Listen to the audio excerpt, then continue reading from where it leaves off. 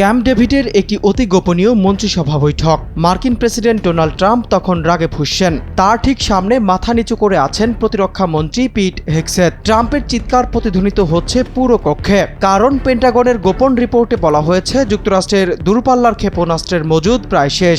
দীর্ঘায়িত যুদ্ধের আকাশচুম্বী ব্যয় আর আকাশ প্রতিরক্ষা ব্যবস্থার ৮০% ইন্টারসেপ্টর ফুরিয়ে যাওয়ায় নিজ দেশেই কোণঠাসা ডোনাল্ড ট্রাম্প। যে কোনো মূল্যে এই যুদ্ধ শেষ করতে মরিয়া মার্কিন প্রেসিডেন্ট। আর এই গোলাবারুদ সংকটের মধ্যে যুদ্ধ জয়ের সবচেয়ে বিপজ্জনক চাবি নিউক্লিয়ার ব্রিফকেস, বিকল্প পারমাণবিক আঘাত। সম্প্রতি দ্বিতীয় বিশ্বযুদ্ধের পর ইরানে সবচেয়ে ভয়াবহ হামলার হুমকি দিয়েছে যুক্তরাষ্ট্র। ট্রাম্প জানিয়েছেন মধ্যপ্রাচ্যের মিত্রদের অনুরোধে তিনি সেই সিদ্ধান্ত থেকে মাত্র ১ ঘন্টা আগে পিছিয়ে আসেন। মিত্র দেশগুলো ইরানকে পরমাণু চুক্তি ও আঞ্চলিক নিরাপত্তা বিষয়ে চূড়ান্ত সমঝোতায় আসার জন্য শেষ সুযোগ দেওয়ার অনুরোধ জানালে ট্রাম্প সাময়িকভাবে হামলা স্থগিত করেন। সামাজিক যোগাযোগ মাধ্যমে ট্রাম্প জানিয়েছেন ইরান যদি আলোচনা প্রত্যাখ্যান করে তবে তাদের পরমাণু হুমকি চিরতরে শেষ করতে চরম পদক্ষেপ নেওয়া হবে। কিন্তু প্রশ্ন হলো, এত সহজেই কি দমে যাবে ইরান? গেল ২ বছরে মার্কিন সামরিক শক্তির সবচেয়ে বিধ্বংসী রূপ দেখেছে ইরানিরা।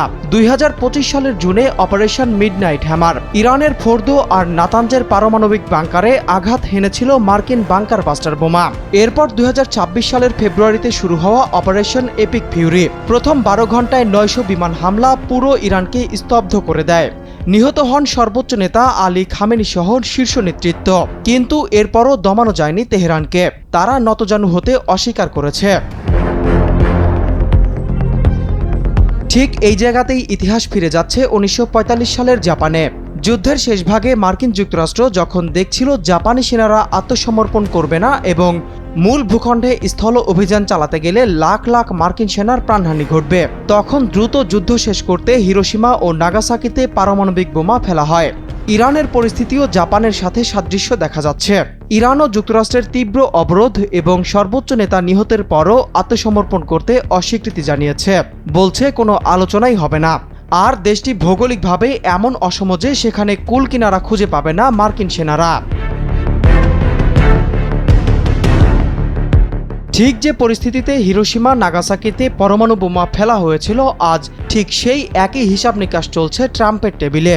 মার্কিন সংবিধানের ২য় অনুচ্ছেদ প্রেসিডেন্টকে দিয়েছে সেই একক এবং চূড়ান্ত ক্ষমতা, যেখানে কংগ্রেসের অনুমতি ছাড়াই এক বোতামে ধ্বংস হয়ে যেতে পারে একটি পুরো দেশ। কিন্তু ওয়াশিংটন যদি সত্যি সেই পরমাণু বোতামে চাপ দেয় তবে কি ঘটবে? তাৎক্ষণিকভাবে ধূলিসাৎ হয়ে যাবে ইরানের শেষ অস্তিত্ব। নিহত হবে লাখ লাখ বেসামরিক মানুষ। কিন্তু ইতিহাস বলে কর্নার্ড বাঘের শেষ কামড় হয় সবচেয়ে ভয়াবহ। আঘাতে ক্ষতবিক্ষত ইরান তাদের যুদ্ধের ছক সাজিয়ে রেখেছে। মধ্যপ্রাচ্যের ২০টি মার্কিন ঘাঁটিতে একযোগে ধেয়ে আসবে শত শত আত্মঘাতী ড্রোন আর ব্যালিস্টিক ক্ষেপণাস্ত্রের ঝাঁক। সমুদ্র মাইনে অবরুদ্ধ করে দেবে বিশ্ব অর্থনীতির লাইফলাইন হরমুজ প্রণালী। আর লেবাননের হিজবুল্লাহ এবং ইয়েমেনের হুতিরা মধ্যপ্রাচ্যের মার্কিন মিত্রদের ওপর নামিয়ে আনবে আগুনের বৃষ্টি। তেল সরবরাহ বন্ধ হয়ে মুহূর্তেই স্তব্ধ হয়ে যাবে পুরো পৃথিবী। এই দীর্ঘায়িত যুদ্ধে ইতিমধ্যে $১১৩.৩ বিলিয়ন বেশি ব্যয় হয়েছে মার্কিন কোষাগার থেকে।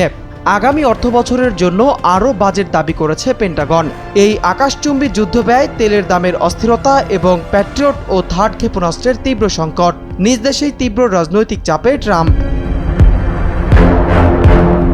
বিশেষজ্ঞরা বলছেন ইরান যদি ট্রাম্পের বেঁধে দেওয়া সময়ের মধ্যে আলোচনা করতে রাজি না হয় তবে ট্রাম্পের সামনে চূড়ান্ত ধ্বংসাত্মক হামলার বিকল্প থাকবে না।